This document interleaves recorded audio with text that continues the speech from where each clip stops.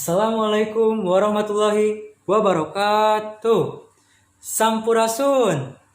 Bapak Kepala Sekolah anu kusim kuring dipihormat, Bapak sareng Ibu Guru anu kusim kuring dipihormat, oge rerencangan anu kusim kuring dipika cinta.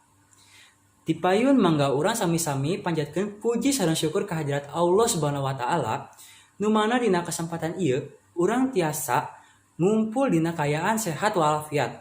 Shalawat miwah salam mugi tetap dilimpahkan ka junjungan urang sadaya Nabi Muhammad sallallahu alaihi wasallam.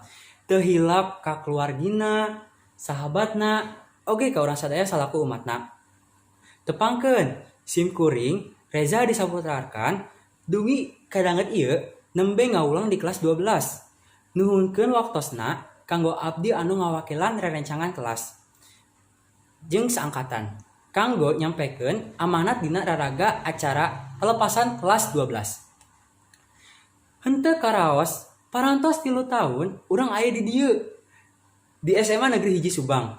Nu mana ayeuna puncak salaresna urang sadaya bakal papisah ti sakola ieu.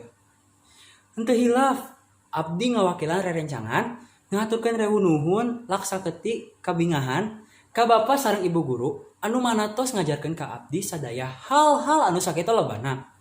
Mugia naon anu diajarkeun ku Bapak sareng Ibu Guru ka urang sadaya tiasa dimanfaatkeun ka nu hal positif sareng aya manfaatna kanggo diri abdi sareng rerencangan.